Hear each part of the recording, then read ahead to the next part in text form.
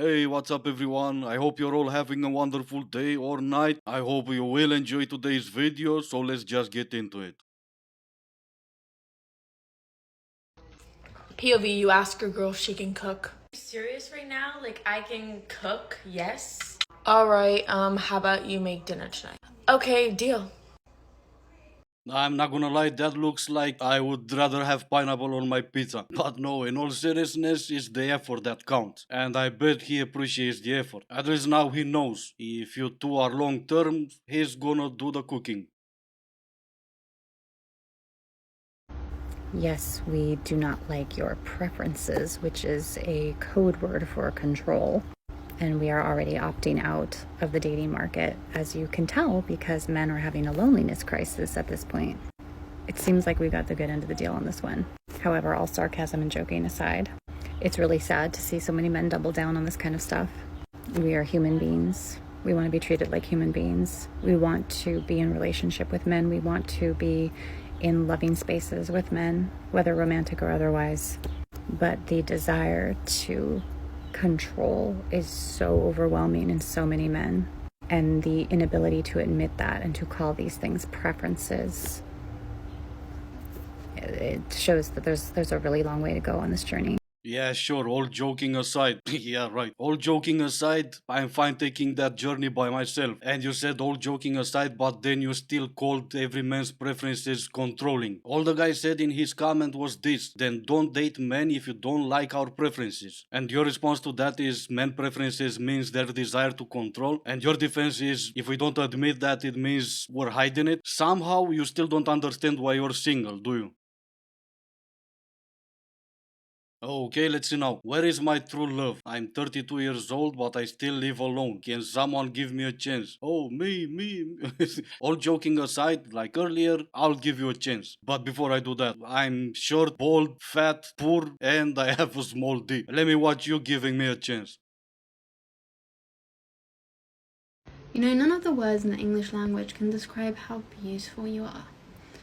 But numbers can, and I'd say like a 3 out of 3 out of 10? Look at you being all generous. I always thought myself a 2, but sure, I'll take it. Don't worry though, I also see higher numbers when I'm drunk. They look old. They look like my grandpa. First of all, thank you to all my sisters who commented on this and were like, yes, girl, I feel you. And to all the guys that were like, oh, you look pretty haggard yourself.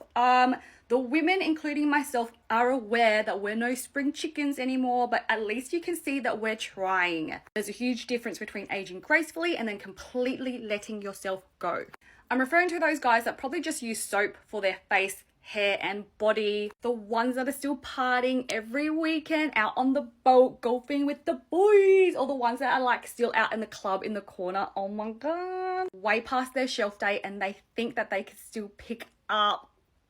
And that's exactly what's depicted on their Hinge profile. They are still rocking that tarot cash shirt from 7 years ago, thinking that they're still slick Rick.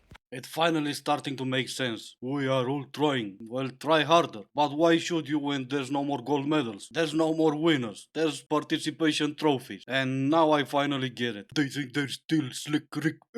Is that what you're calling gracefully? But once again, why try harder?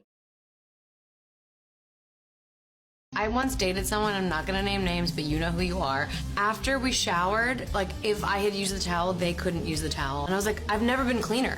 Yeah, what are you that's talking weird. about?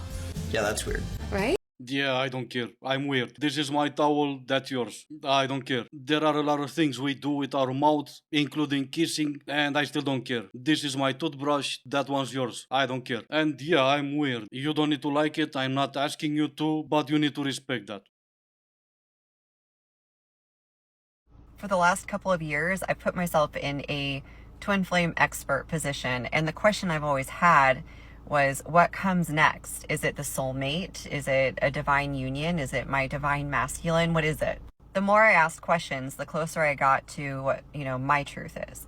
And my truth, I know that triggers people. Yes, there's such thing as your truth, because there's no such thing as the truth or a truth that can be widely accepted by the collective.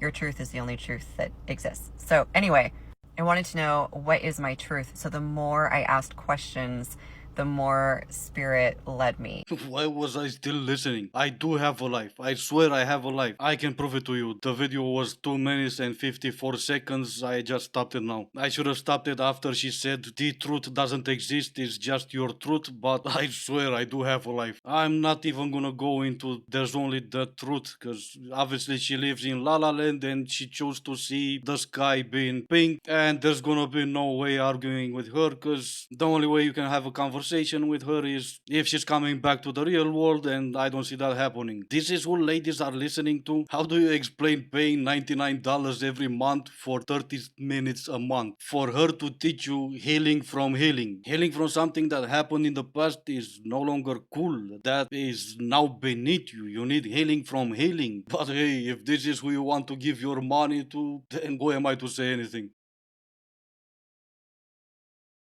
Why did I just see a video on here about this thing called a beautiful girl effect? I've never heard of this before, but it's basically like a guy will date a girl who's very pretty, right? And the girl is dating this guy who's maybe like a 5 on the scale of like attractiveness, like conventional attractiveness.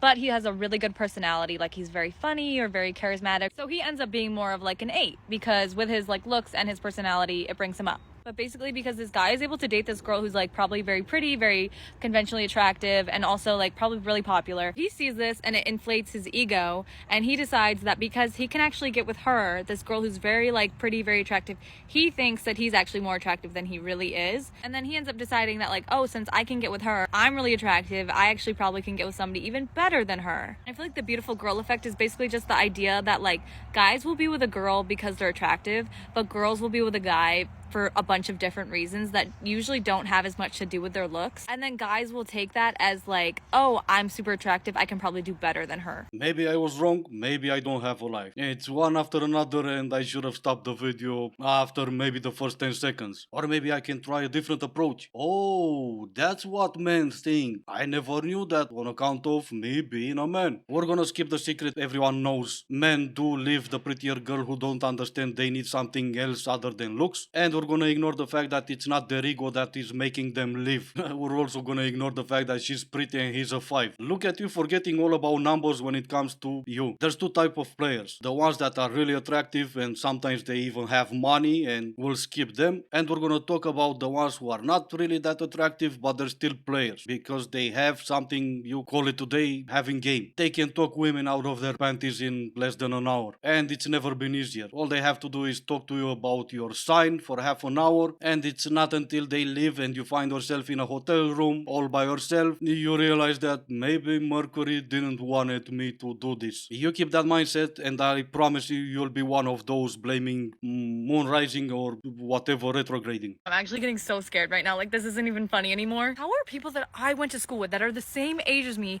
getting married and having babies? Oh, it's quite easy. On one hand, we have them who live their normal lives outside TikTok, and on the other hand, we have you who's telling me how I think and what I think with your entire whole life experience of yesterday. Alright, I'm gonna have to read this for everyone just listening. If you dated any of these zodiac signs, you're not weak. Alright, let's see. Male Pisces, November Scorpio, April Aries. Hey, look at me, I made top 3. December Sagittarius, I think. Like I said earlier, it's never been easier. Talk to her about her sign and pretend you're one of these Aries, Pisces, whatever, and you're gonna make her stronger. You're doing all that for her, you see? You're doing her a favor.